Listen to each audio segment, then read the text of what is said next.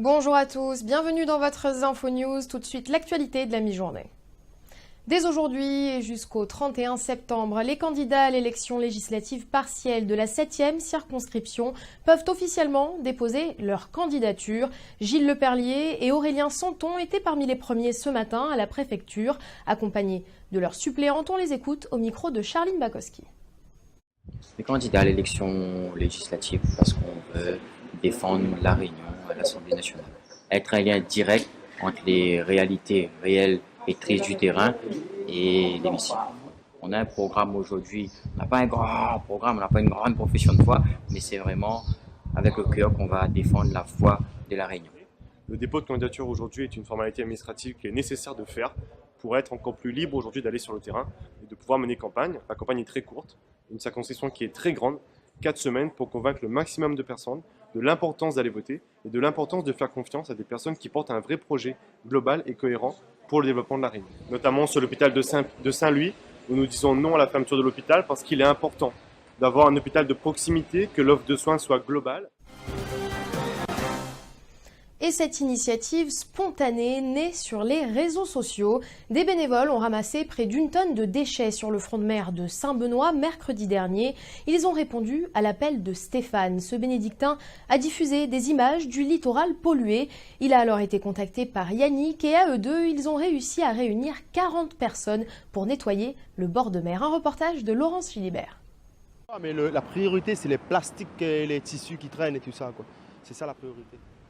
Je m'a lancé un petit message sur Facebook, sur le site de Quand tu as grandi à Saint-Benoît et sur ma page Race Bio.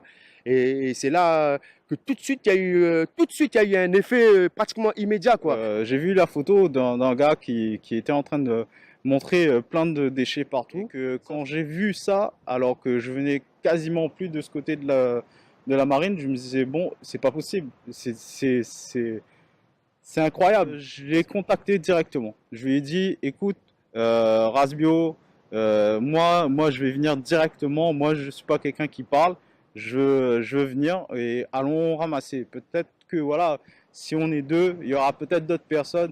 On était à 40, on a tiré pratiquement 1 tonne de plastique et 24 nœuds sur une distance de 1000 mètres. Donc qui doit ramasser ça? On me dit que là-bas la mer c'est la Cireste. Ici, cette rue-là, Chemin Bourbet, c'est la commune. Et vous voyez que la nationale 2002, c'est la DDE. Donc c'est encore une histoire d'administration. C'est encore une histoire de mail et de papier qui entraîne une espèce de lenteur, alors que en tant que citoyen, il aurait pu me répondre « Oui, monsieur, je mets en place un camion, on va chercher les plastiques. » Parce que là, je vous signale qu'il y a... Ça n'a pas été fait depuis... Non, ça n'a pas été fait. Et là, il y a un courrier ce matin qui est parti en mail pour monsieur Denis Lucili et on attend sa réponse dans la journée pour voir qui va venir enlever ces choses-là.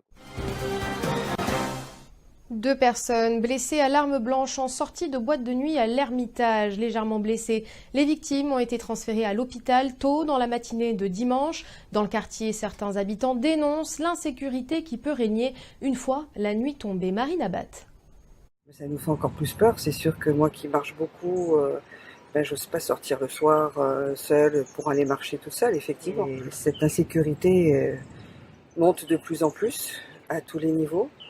Et ça fait peur. Alors... Bon, après, sorties de boîte, c'est des sorties de boîte. Hein. J'imagine que c'est partout pareil. Il y a toujours un peu...